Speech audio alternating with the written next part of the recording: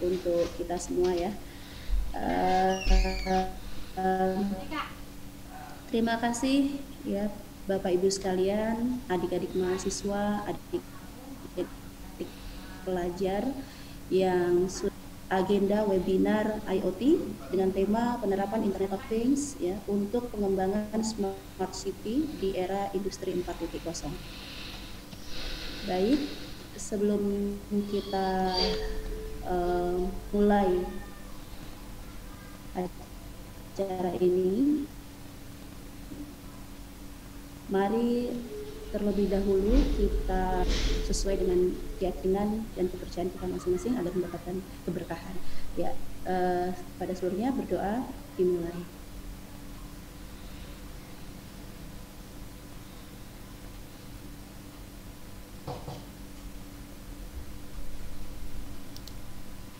Terhormat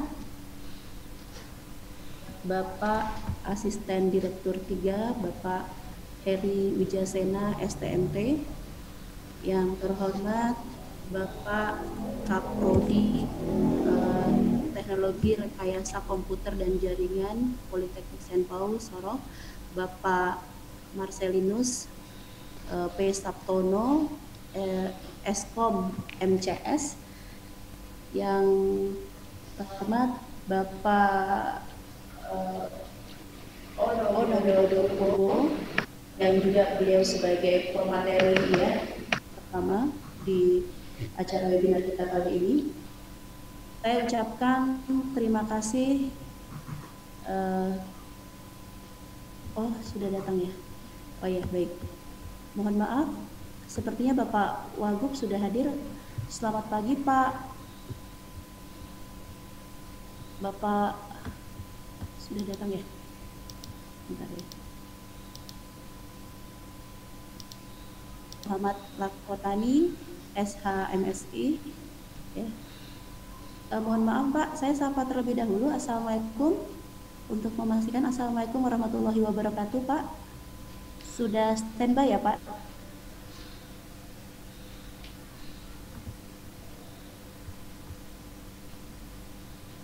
Oke. Standby ya?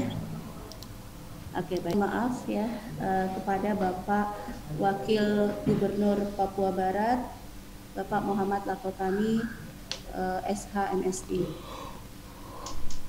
Terima kasih sudah hadir di tengah-tengah kita. Langsung saja kita masuk ya Pak, Bapak Ibu sekalian, para peserta webinar Internet of Things. Saya ulangi kembali, temanya pagi ini adalah penerapan Internet of Things untuk pengembangan Smart City di era Industri 4.0. Selamat datang untuk seluruh peserta, dan ini luar biasa sekali ya pagi ini, dari berbagai kalangan, dari dosen, kemudian mahasiswa, juga pelajar, dan juga kalangan profesi lainnya. Dan pada pagi ini tidak hanya kemudian peserta dari Papua Barat yang hadir, tetapi juga lintas wilayah ya. Ini kelebihan daripada internet, jadi menembus batas geografis ya. Dan ada juga dari, tadi kita lihat di chat, dari Nganjuk, dari ya Jawa ya, kemudian dari Sulawesi dan sebagainya. Terima kasih atas partisipasi daripada para peserta semuanya untuk hadir di dalam webinar kita kali ini. Selanjutnya langsung saja saya sampaikan terlebih dahulu aturan dari webinar kita. Diharapkan seluruh peserta webinar ya, peserta dapat mengunmute ya, dapat mengunmute audionya, sehingga diharapkan tidak kemudian sedikit mengusik ya agenda ini selama agenda nanti sampai berakhir ya. Nah, kemudian dapat mengaktifkan kamera ya, dapat mengaktifkan kamera sehingga kami juga kemudian bisa ya berinteraktif langsung ya nanti di saat acara kemudian berlangsung. Nah, selanjutnya kita akan kemudian masuk kepada acara berikut ya, tidak berlama-lama lagi ya. Langsung saja saya selanjutnya adalah sambutan dari Direktur dalam hal ini diwakili oleh Asdir 3, Bapak Heri Wijasena STMT. Kepada Bapak Heri kami persilahkan. Mungkin bisa diaktifkan, Pak. Cek, bisa didengar suara saya? Ya, jelas ya. Baik. Oke, Pak. Ya. Baik, selamat pagi buat kita semua. Pagi, Pak. Bisa dicek suaranya? Selamat pagi. Selamat pagi. Pagi. Baik, terima kasih. Pagi. Pertama-tama kita mulai saja. Sebelumnya saya sampaikan permohonan maaf dari Bapak Direktur. Beliau berhalangan hadir karena beliau sedang sakit, sehingga saya ditunjuk untuk mewakili beliau untuk membuka kegiatan ini. Saya adalah Asisten Direktur 3 Bidang Kemahasiswaan dan Kerjasama Antar Lembaga, Paul Sorong. Yang saya hormati Bapak Muhammad Lakotoni SH MSc selaku Gubernur Papua Barat yang berkenan hadir di tengah-tengah kita. Selamat pagi Bapak, salam hormat. Siap. Pagi. Ya, siap. Terima kasih Bapak. Yang saya hormati juga Insinyur Ono W. Purbo, MN, PhD selaku pembicara atau pemateri. Selamat pagi Bapak. Pagi Pak. Salam kenal dari kami di Sorong Pak. Terima kasih Pak. Ya, terima kasih Bapak. Juga kepada Ketua Program Studi Teknologi Rekayasa Komputer dan Jaringan Bapak Marcelinus. Selamat pagi Pak Marcel. Selamat pagi Bapak. Dan juga untuk seluruh peserta, luar biasa kali ini peserta kita dari seluruh Indonesia. Mari kita mungkin bisa beri aplaus dulu ya, bahwa dengan situasi seperti ini kita bisa disambungkan dari Sabang sampai Merauke. Baik. Pada kesempatan ini, salam kenal ya. Mungkin kita bisa saling bertegur sapa. Ada yang di Jogja, ada yang tadi katanya dari Jawa Timur. Ya, kami di Papua sudah tidak ada lagi batasan ruang dan waktu, bahwa kita sudah bisa bertemu dalam internet. Baik, pada kesempatan ini, pertama-tama mari kita panjatkan puji dan syukur kehadirat Tuhan, oleh karena kasih dan rahmat-Nya di tengah-tengah situasi COVID-19 seperti sekarang ini, kita masih sehat, diberikan kesehatan, sehat walafiat, kita masih diberikan kesempatan juga untuk mengembangkan ilmu pengetahuan dan teknologi bagi kemajuan diri kita sendiri, bangsa maupun negara kita. Saya sangat mengapresiasi sekali bahwa webinar kali ini berbicara tentang Internet of Things, artinya kita sedang berada pada era revolusi industri 4.0. Kami di daerah di Papua Barat, khususnya kampus kami, Politeknik Saint Paul Sorong, kami sudah berada sejak tahun 2002 di Papua Barat. Kami yang pertama kampus vokasi di Papua Barat. Kami berjalan dengan moto Omnibus Omnia, yang artinya dalam segala keterbatasan kami juga bisa berarti bagi banyak orang. Dengan moto ini kami berusaha untuk mengembangkan ilmu pengetahuan dan teknologi bagi khususnya putra-putri yang ada di wilayah Papua maupun Papua Barat. Dan pada kesempatan ini terima kasih juga untuk rekan-rekan yang dari wilayah Nusantara, Indonesia yang telah bergabung dengan kami. Ini hal yang luar biasa. Mungkin kita bisa terus membangun silaturahmi ini dengan sering kita bertemu bertatap muka melalui webinar ini. Apresiasi dari kami juga buat program studi TKRJ, Teknologi Rekayasa Komputer dan Jaringan yang telah melaksanakan kegiatan ini. Kami apresiasi mewakili direktur. Terima kasih dan juga apresiasi kepada Bapak Wakil Gubernur yang berkenan hadir. Ini luar biasa bagi kami, dan Bapak Ono Purbo adalah pakar IT nasional yang juga mau menyempatkan diri hadir di tengah-tengah kita. Ini sesuatu yang luar biasa. Kami sangat apresiasi dari pihak kampus. Kami tidak bisa buat apa-apa yang berarti bagi Bapak, tapi dengan kehadiran Bapak ini sangat memacu inspirasi, semangat, motivasi dari generasi-generasi yang ada di wilayah di tanah Papua maupun khususnya di Papua Barat. Demikian apa yang saya sampaikan bagi peserta yang berkenan hadir. Terima kasih. Saya harapkan semoga webinar kali ini bisa menambah pengetahuan, menambah wawasan terkait tentang Internet of Things, terutama dalam pengembangan Smart City. Perlu diketahui bahwa kami di Kota Sorong, Pak Ono, kami di Kota Sorong ini salah satu kota termaju juga di wilayah Papua Barat. Hanya saja pengembangan ICT ini tidak berjalan secara maksimal.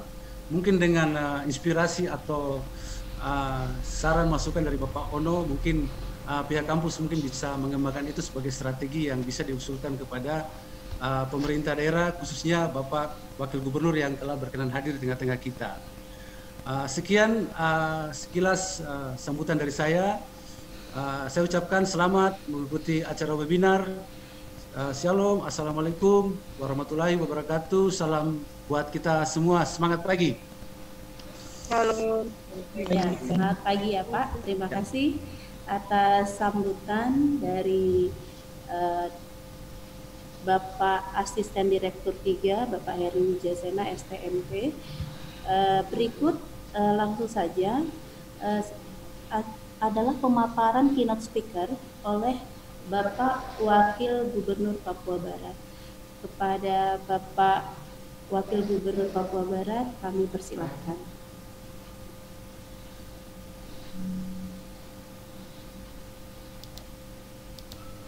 Para peserta webinar yang saya hormati, saya kasihi.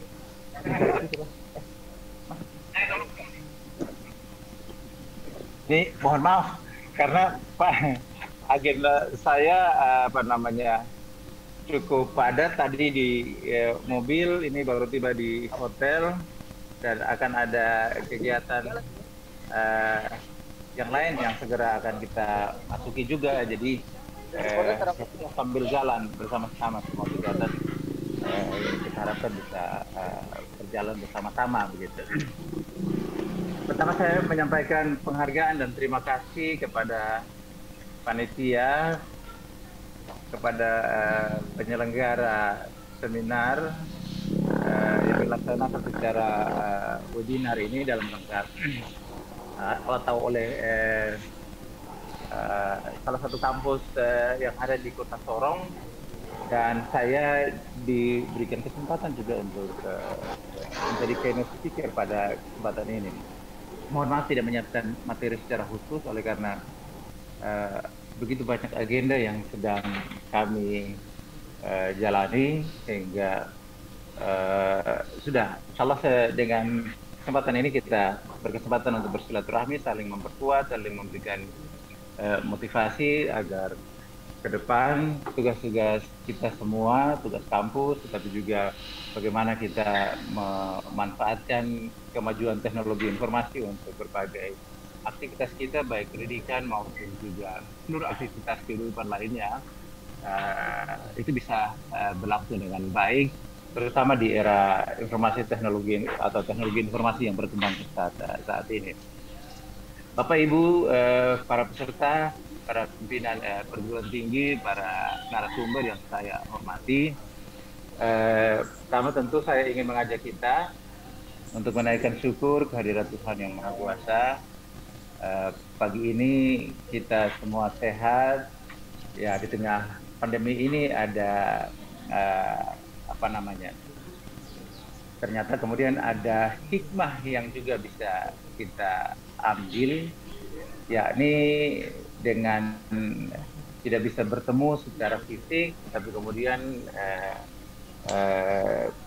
kita boleh memanfaatkan teknologi informasi yang berkembang saat ini. Bahkan kemudian keuntungannya saat ini saya sepintas lalu tadi mendengar bahwa peserta webinar ini ternyata bukan hanya dari Kota Sorong atau bahkan dari Papua, tetapi juga ada yang dari Pulau Jawa, bahkan lintas provinsi, dan juga dari kota-kota lainnya. Tentu kami menyambut baik kegiatan seminar yang dilaksanakan oleh teman-teman panitia. Saya sendiri tidak mendapatkan informasi detail. Saya sendiri tidak mendapatkan informasi detail tentang seminar ini dilaksanakan dalam konteks atau dalam kerangka apa, tetapi yang pasti bahwa saya kira kita semua menyadari bagaimana pentingnya teknologi informasi dalam kehidupan kita dewasa ini di tengah kemajuan teknologi informasi yang berkembang pesat dan luar biasa saat ini. Kita semua menyadari bahwa apalagi di tengah terpaan pandemi COVID-19 yang sedang menerpa dunia internasional, termasuk kita di Indonesia, bahkan juga di Papua Barat, berbagai aktivitas, baik aktivitas pemerintahan maupun aktivitas belajar mengajar, itu hampir seluruhnya dilaksanakan secara virtual dan dilaksanakan secara daring. Dan disitulah kemudian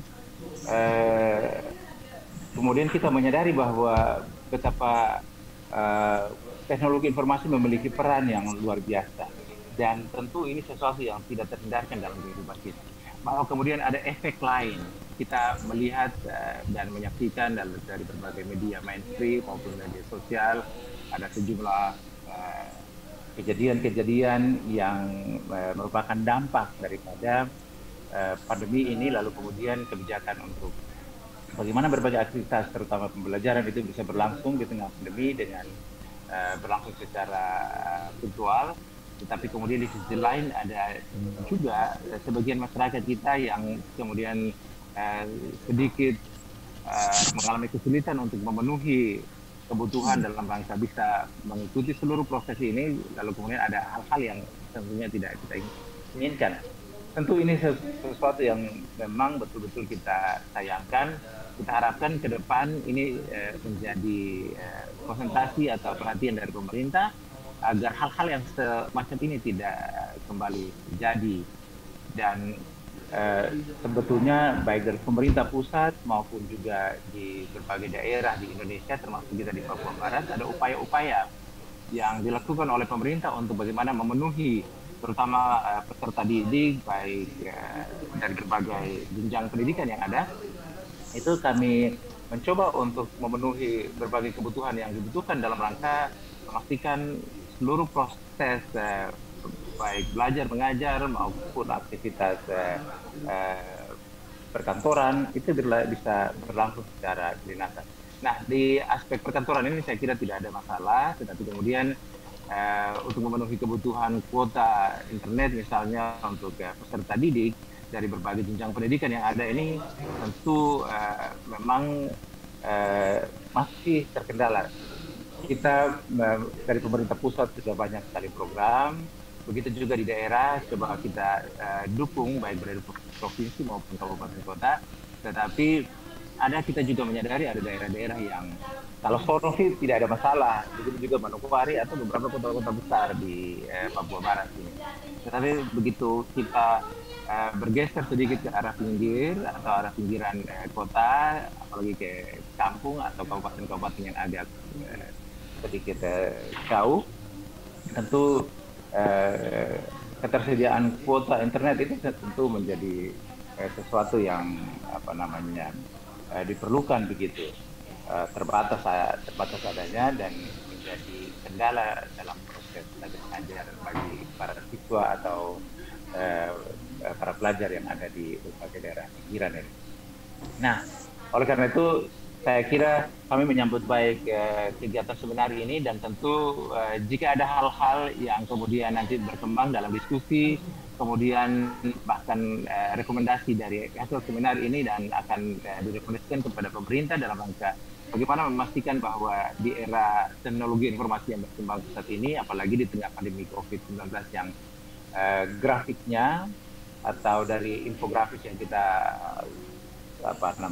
update setiap harinya itu belum juga menunjukkan tanda-tanda akan menurun, sehingga proses belajar mengajar lalu kemudian juga aktivitas lainnya sampai hari ini juga di pemerintah provinsi kita masih berlangsung kebijakan untuk bekerja dari rumah. Nah, ini juga berlaku bagi sekolah-sekolah, bagi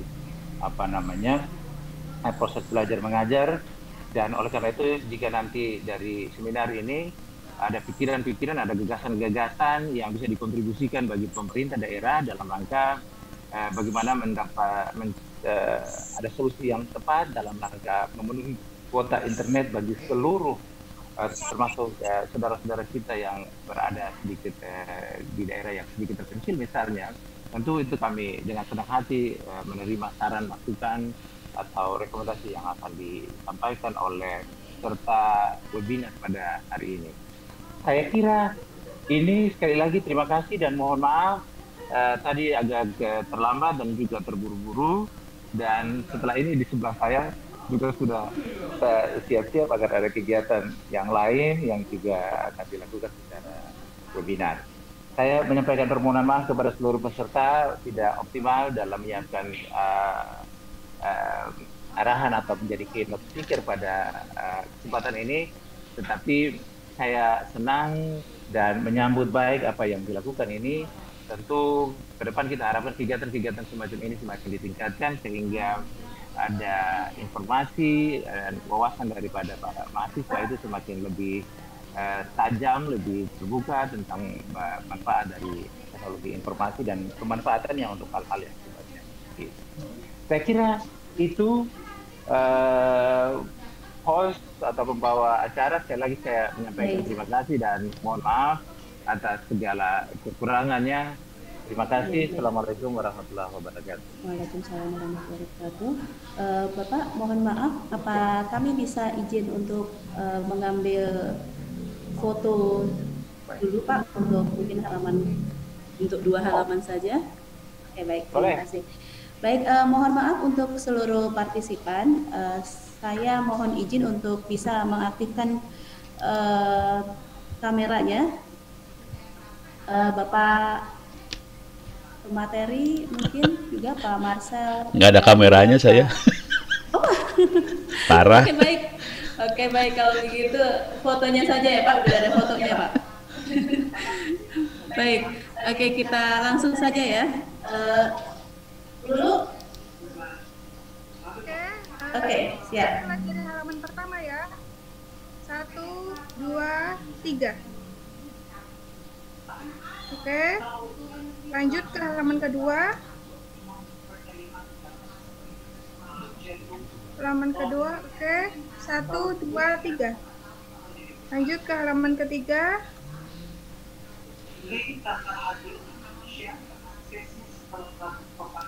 Oke. 1, 2, 3. Oke, bisa dilanjut lagi Bu Eri. Oke. Baik, terima kasih Bu Lulu. Terima kasih atas pemaparan dari Bapak Wakil Gubernur Papua Barat. Terima kasih atas kesempatan yang sudah diberikan juga Pak kepada kami. Baik, makasih. Saya sekalian pamit ya. Ya, Terima kasih. baik, Pak. Assalamualaikum warahmatullahi wabarakatuh. Selamat pagi. Ya, baik Pak. Waalaikumsalam warahmatullahi wabarakatuh. Baik, selanjutnya kita masuk kepada agenda webinarnya ya. Ini yang mungkin akan menjadi bekal kita ya untuk kemudian menjadi pengetahuan Internet of Things untuk Smart City.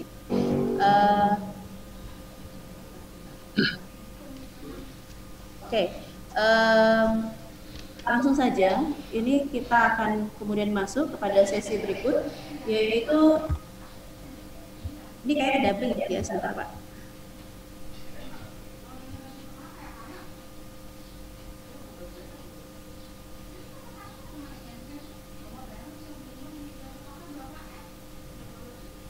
Berikut agenda selanjutnya, yaitu materi yang pertama yang akan disampaikan oleh Bapak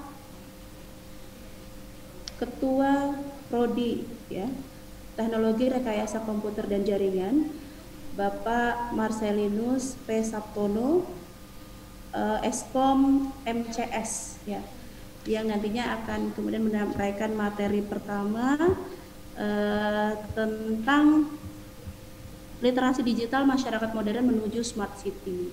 Baik, kepada Bapak Marcel disilahkan. Ya, mungkin para peserta yang lain bisa unmute ya. Baik, terima kasih. Terima kasih yang diberikan kepada saya untuk menyampaikan materi pertama. Yang kami hormati Bapak Muhammad Lakotani SH MSI selaku Wakil Gubernur Provinsi Papua Barat. Yang kedua Bapak Eri Wijasena STMT selaku Asisten Direktur 3 Politeknik Senpol Sorong, dan yang kami hormati Insinyur Monowi Purbo MN PhD selaku pemateri utama. Kami ucapkan selamat siang dan selamat bergabung di webinar Politeknik Senpol pada kali ini. Ini menjadi penghargaan bagi kami mendapatkan kesempatan untuk melaksanakan webinar, terutama dari Prodi Teknologi Rekayasa Komputer dan Jaringan. Kebetulan kami juga memiliki kompetensi di bidang IoT, dan pada hari ini saya dapat mendapatkan kesempatan untuk menyampaikan atau memaparkan materi mengenai literasi digital. Saya minta izin untuk share screen atau materi ya.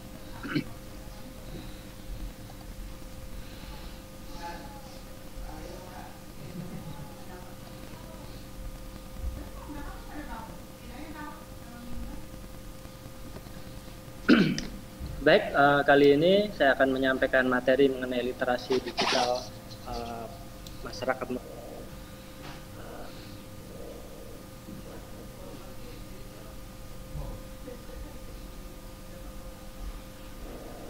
Kita melihat kondisi saat ini, kita ketahui bersama, kita sama-sama mengalami dari ujung barat sampai di ujung timur dengan adanya pandemi COVID-19 ini, maka dunia kita menjadi sedikit berubah, yang mana semuanya harus didukung dengan teknologi informasi maupun teknologi yang berbasis digital.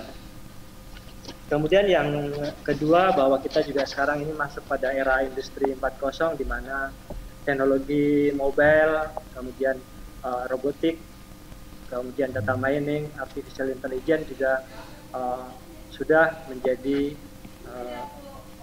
masuk dalam teknologi di era sekarang. Kita tidak sadari bahwa kita sudah bergeser ke abad ke-20, terjadi lompatan atau pergeseran ke abad ke-21, yang mana hampir semua bidang itu kita tunjang ataupun tunjang dengan adanya teknologi informasi maupun teknologi komunikasi dan teknologi mobile. Dengan adanya teknologi ini juga akan mempengaruhi masyarakat, baik dari segi perilaku, sikap dan budaya, aktivitas pekerjaan maupun pendidikan. Itu juga akan menjadi dampak adanya teknologi yang saat ini sedang berkembang. Kemudian kita sekarang berada pada society 5.0, yang mana kalau kita perhatikan bahwa di dunia society 5.0 ini, orang-orang hidup yang sekarang hidup di zaman sekarang ini mau tidak mau harus beradaptasi dengan teknologi seperti IoT, ya, data mining, kemudian artificial intelligence ataupun robotika, dan itu semua orang-orang yang mampu beradaptasi dengan dunia Society 5.0 ini nantinya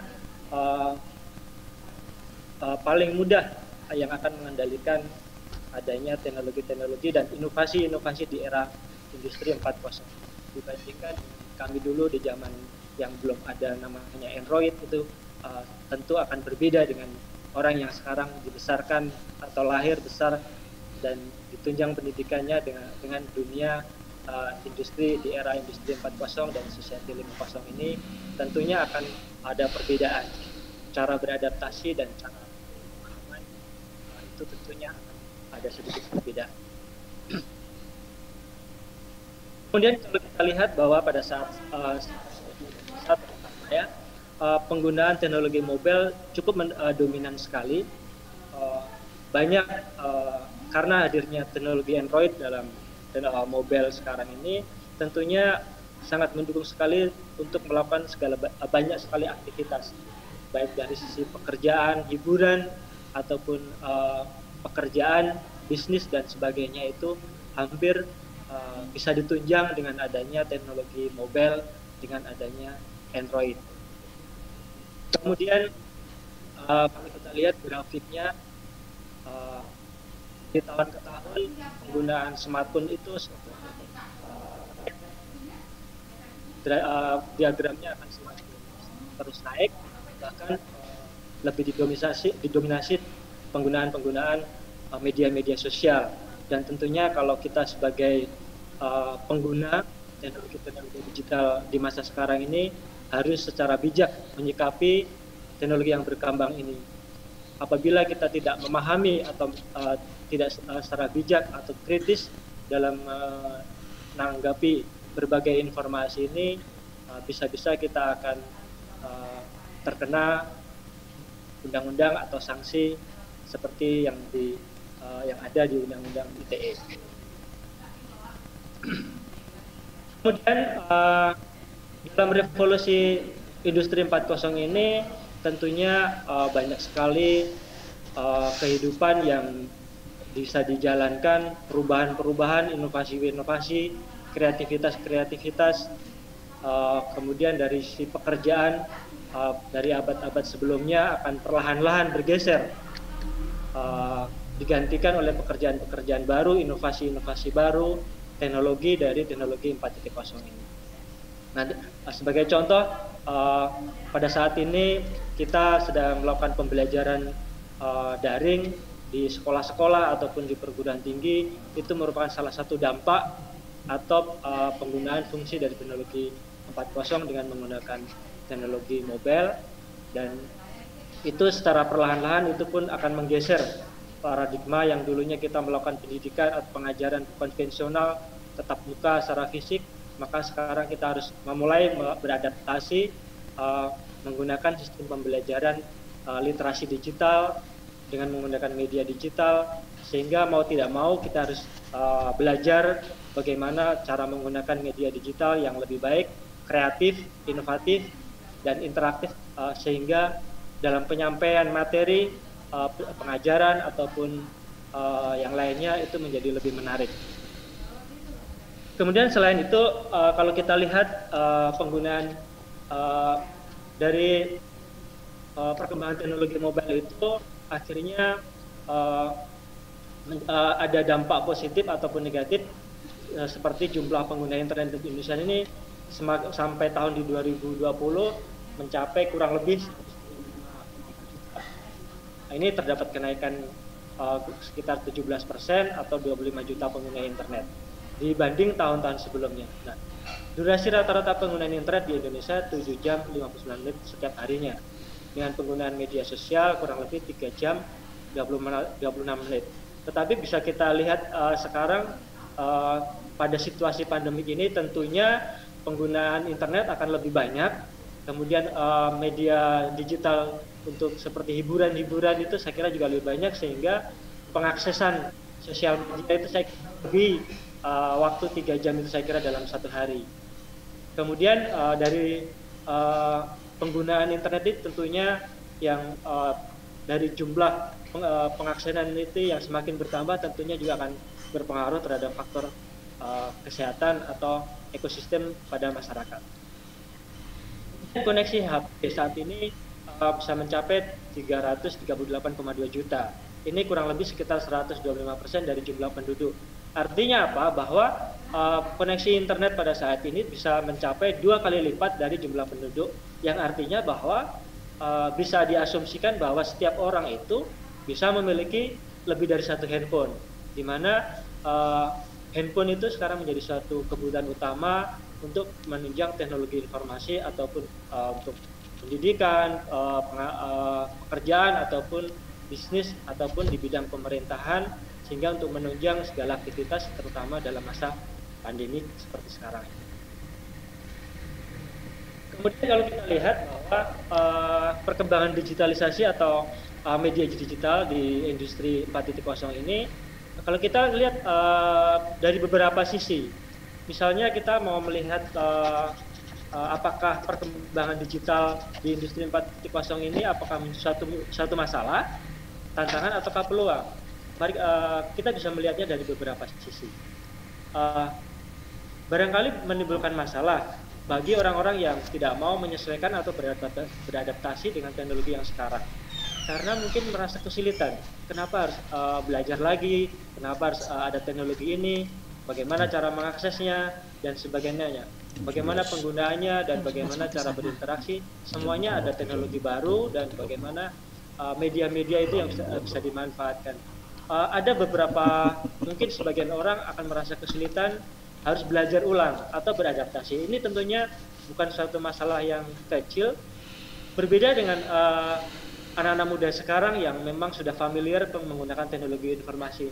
Barangkali kita memberikan petunjuk sedikit saja atau mereka sudah lebih maju, lebih kreatif dalam penggunaan teknologi seperti pengaksesan media-media digital di internet. Kemudian masalah yang lain. Siapa yang berperan dalam generasi saat ini? Jangan sampai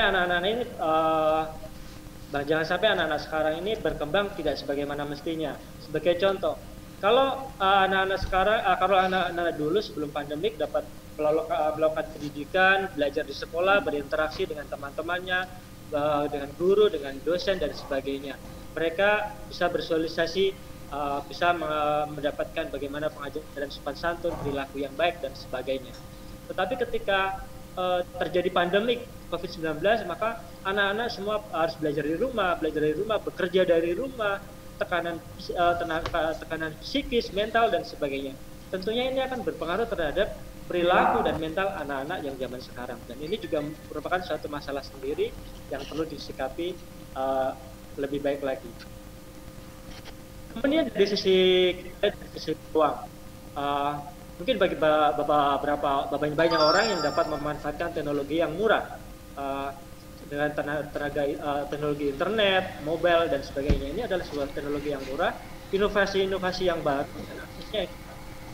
Tersedia informasi yang cukup luas ini dapat meningkatkan produktivitas, menawarkan kemudahan-kemudahan, kenyamanan pada pelanggan untuk di bidang bisnis, kemudian meningkatkan konsumsi dan sebagainya. Tentunya ini menjadi manfaat yang luar biasa adanya teknologi mobile, Android dan IoT dan sebagainya. Kami yang berada di wilayah timur Papua ini tentunya mendapatkan kesempatan yang sama dengan saudara-saudara atau masyarakat di wilayah barat, di mana teknologi kita juga bisa memanfaatkan sama. Kita bisa menggunakan teknologi mobile, Android, jaringan internet dan sebagainya. Yang membedakan hanyalah infrastruktur. Tapi kami percaya bahwa infrastruktur pemerintah akan terus meningkatkan dengan adanya proyek Palaparing, di mana nantinya hampir seluruh wilayah pedesaan akan dihubungkan dengan internet sehingga program pemerintah untuk merdeka sinyal itu dapat terwujud. Ini adalah salah satu manfaat di mana perkembangan teknologi di era industri 4.0 ini tidak ada batas atau jarak yang mempengaruhi seperti dari Bapak Asisten Direktur 3 Pak Heri tadi sampaikan bahwa adanya teknologi inovasi di industri 4.0 ini sungguh berdampak, bermanfaat sekali, terutama bagi kami yang berada di wilayah timur ini. Kemudian di sisi lain, manfaat yang lain, misalnya kita di bidang-bidang industri atau UKM, yang tadinya orang hanya melakukan produksi barang atau bahan itu secara manual atau handmade dengan kapasitas terbatas, dengan adanya industri 4.0 banyak peralatan-peralatan atau mesin produksi yang berbasis otomatis yang menunjang usaha maupun bisnis sehingga proses produksinya menjadi semakin banyak. Saya ambil contohnya, misalnya yang pertama misalnya orang yang punya usaha bakso. Yang tadinya orang hanya bisa memproduksi sekian bakso dalam satu hari karena keterbatasan tangan dan tenaga kerja manusia, tetapi dengan adanya mesin produksi, maka usahawan itu bisa melakukan produksi bahan bisa sekian banyak ratusan bakso hanya dalam satu tempo dan dijamin rasanya sama karena menggunakan mesin. Dan ketika menggunakan mesin kan sudah ada aturan baku, sehingga rasa pun pasti dijamin sama. Berbeda dengan cara konvensional, tentunya tergantung moodnya orang, tangannya berbeda, tentu rasanya juga berbeda. Kemudian yang kedua contohnya, misalnya orang punya memiliki bisnis, misalnya usaha UKM seperti penetas telur. Tidak mungkin selamanya dengan perkembangan zaman ini orang akan menetaskan telur dengan induknya. Berapa kapasitas induk ayam, bebek, dan sebagainya itu untuk menetaskan telur. Tapi dengan adanya industri 4.0 ini, orang bisa melakukan penetasan telur sesuai dengan kemampuan. Mau berapa ratus, berapa ribu dalam satu kali penetasan, tergantung mesinnya dan kesediaan kita. Dan itu akan menunjang produktivitas, meningkatkan perekonomian masyarakat. Itulah salah satu manfaat dari industri 4.0. Kemudian peluang yang lain. Peluang yang lain misalnya untuk sebagai pendidik, dosen, dan sebagainya. Kita dengan adanya industri 4.0 ini juga bisa mudah membuat media-media pembelajaran yang lebih interaktif, inovasi, menggunakan audio dan visual. Sehingga berbeda dengan kita pada waktu masih mengajar menggunakan media cetak atau yang lain sebagainya. Tentunya dengan adanya media digital ini menjadi lebih menarik. Mahasiswa, siswa, ataupun yang lainnya pun akan mendapatkan materi yang lebih baik dengan adanya media digital. Selain itu ancaman kalau kita tidak bijak dalam berinternet atau bermedsos, maka dapat berakibat terjadinya pelanggaran atau sanksi Undang-Undang ITE. Contoh banyak sekali pelanggaran-pelanggaran itu yang biasa orang tidak melakukan sharing, kemudian melakukan share atau menyajikan konten-konten yang negatif di YouTube atau media yang lain sehingga terjadi pelanggaran atau sanksi Undang-Undang ITE. Itu adalah salah satu dampak dari ancaman industri 4.0 ini. Kemudian perlahan-lahan kita akan melakukan transformasi digital dengan adanya internet dan teknologi modern. Pendidikan pun perlahan-lahan bergeser, orang akan menggunakan sistem online dan sebagainya seperti yang sudah kita lakukan, PJJ, daring dan sebagainya, bekerja dari rumah dan sebagainya. Kemudian bersosial budaya pun akan perlahan-lahan bergeser, orang lebih dalam satu waktu bisa melakukan diskusi webinar dengan beberapa topik atau dengan beberapa orang dengan media laptop ataupun handphone. Dalam satu waktu mereka bisa melakukan webinar dan diskusi bersamaan. Dari sisi bisnis, orang datang ke pasar ataupun belanja dengan secara fisik tatap muka sekarang dimudahkan dengan adanya transaksi ekonomi digital, sehingga bahkan sekarang lebih dimudahkan lagi, kita pesan barang melalui transaksi digital, kemudian terima barang baru kemudian dibayar. Itu banyak sekali kemudahan-kemudahan. Bahkan orang sekarang lebih banyak melakukan marketing digital melalui media sosial, Facebook, BA dan sebagainya. Itu semua adalah merupakan inovasi-inovasi dan kreatif dari masyarakat di era digital sekarang. Kemudian dari sisi pemerintahan pun sangat mendukung atau support. Contohnya untuk di Menko Perekonomian itu sangat mensupport bagaimana bisa mengungkit perekonomian nasional, menciptakan lapangan pekerjaan dan mengakses akselerasi industri 4.0.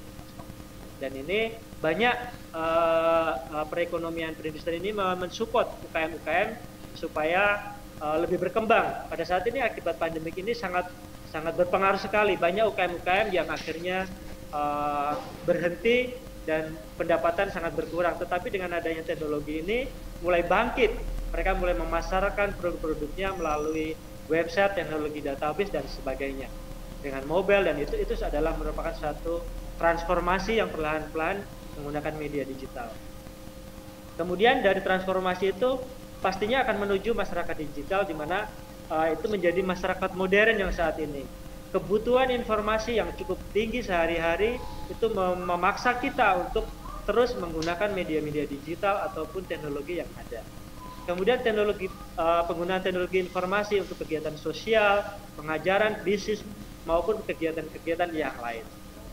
Kemudian media digital juga bisa dipakai untuk media sebagai tukar informasi tanpa dibatasi oleh jarak dan waktu. Kemudian apa itu literasi digital? Literasi digital adalah pengetahuan dan kecakapan untuk menggunakan media digital ataupun alat-alat komunikasi atau jaringan dalam menemukan, mengevaluasi, menggunakan, membuat informasi dan memanfaatkan secara sehat bijak, cerdas, cermat, tepat, dan patuh hukum dalam rangka membina komunikasi dan interaksi dalam kehidupan. Di sini maksudnya bijak bahwa kita walaupun teknologi informasi itu sangat mudah untuk digunakan, tetapi kita harus bijak. Jangan sampai kita melakukan share tanpa di-sharing terlebih dahulu, tanpa cek dan cross-check informasi yang kita dapatkan, lalu kita akan mempublish konten-konten yang tidak baik atau yang negatif, informasi yang tidak benar atau hoax, itu merupakan sesuatu yang tidak bijak. Kemudian yang kedua, bisa saja karena kita masa pandemik seperti ini kita membutuhkan hiburan-hiburan, menggunakan media-media hiburan. Tetapi saya kira kurang bijak kalau hanya setiap hari kita hanya menggunakan media-media hiburan saja tanpa diimbangi literasi-literasi digital seperti pustakawan digital, perpustakaan digital, kemudian informasi COVID-19, bagaimana jaga jarak, penerapan protokol kesehatan, bagaimana kalau membuka perkantoran, pariwisata, hiburan dan sebagainya. Tentunya itu ada merupakan suatu literasi digital yang perlu kita pahami juga supaya kita bisa menerapkan di era pandemik sekarang ini. Kemudian di era literasi digital ini juga sudah ada regulasi seperti Undang-Undang ITE yang bisa diterapkan. Banyak pasal-pasal yang tentunya menjadi rambu-rambu kita supaya kita lebih berhati-hati. Infrastruktur didukung oleh pemerintah, adanya palaparing. Ekosistem masyarakat supaya lebih bagaimana masyarakat bisa menerima adanya penggunaan teknologi digital ini. Kemudian pentingnya literasi digital ini itu membawa kita supaya belajar untuk berpikir kritis terhadap informasi yang kita terima. Kreatif, media pelajaran pembelajaran apa yang perlu kita sampaikan, inovasi-inovasi dan sebagainya. Kemudian komunikasi lebih lancar, berkolaborasi dengan teman bisnis dan sebagainya. Itu adalah satu kelebihan dari literasi digital. Banyak sekali media-media yang bisa kita manfaatkan, misalnya pembelajaran Edmodo, Moodle dan sebagainya. Di bisnis itu ada Bukalapak, Tokopedia, Lazada dan sebagainya ya. Kemudian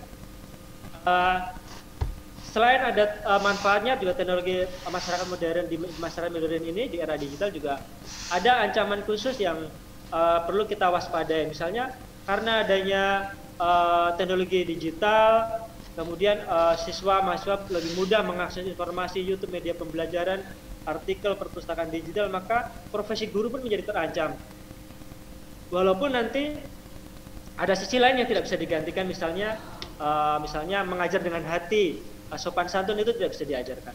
Banyak sekali di bidang lain seperti perbankan, kemudian restoran dan sebagainya banyak digantikan oleh robotik.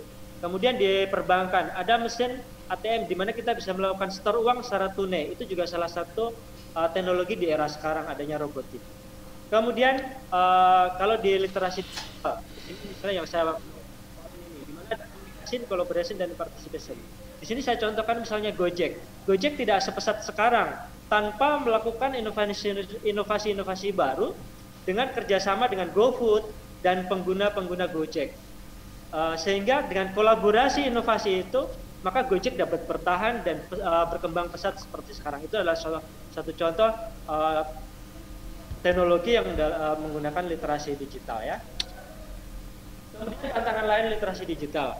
Saya persingkat saja bahwa tantangan literasi digital itu bagaimana kita bisa meningkatkan keterampilan IT, kreatif, inovasi, kemudian membuat media e-learning secara visual dan sebagainya. Kemudian ada yang lebih penting, kesadaran penggunaan internet terhadap data pribadi. Tanpa kita sadari, kita sering mengupload data pribadi kita secara lengkap dan itu bisa dimanfaatkan oleh orang yang tidak bertanggung jawab. Kemudian penggunaan kita harus belajar secara kritis memilah informasi-informasi yang berkembang. Kemudian menjadikan literasi digital sehingga kita sebagai penangkal maraknya berita hoax. Dengan membaca banyak informasi, tahu informasi, maka kita akan belajar menangkal maraknya hoax. Itu. Kemudian dari sisi kesehatan kita juga berpengaruh juga karena sering kita mengakses internet dan media sosial. Bahasa dan etika bagi anak-anak yang sering di rumah, yang biasanya kontak dengan guru dan sebagainya, itu pengaruh juga terhadap kesehatan. Dan momentum di pandemik COVID ini juga digalakan oleh presiden kita dengan kata-kata kita diajak momentum krisis ini untuk lompatan besar menjadi Indonesia maju. Artinya apa? Bahwa masa pandemi itu kita juga harus bangkit, bergairah, semangat. Ini kita jadikan momentum untuk bangkit menggunakan teknologi-teknologi ini untuk lebih berkembang dan kreatif. Kemudian gerakan literasi di era COVID ini salah satunya adalah kita bisa melakukan pembelajaran jarak jauh, kemudian bagaimana kita bertahan pembelajaran sehingga tetap berkualitas dengan cara inovasi, kreatif, melakukan media pembelajaran dengan baik, dan itu sekaligus sebagai psikoterapi dari paranoid siswa terhadap COVID-19. Selain itu juga dengan adanya literasi digital, kita akan semakin memahami terhadap penggunaan internet dan media sosial dan undang-undang ITE yang ada. Demikian yang bisa saya paparkan dalam waktu yang singkat ini, mudah-mudahan bisa bermanfaat, dan sekali lagi mohon maaf atas segala kekurangan yang saya sampaikan pada kali ini. Selanjutnya terima kasih dan saya kembalikan kepada moderator.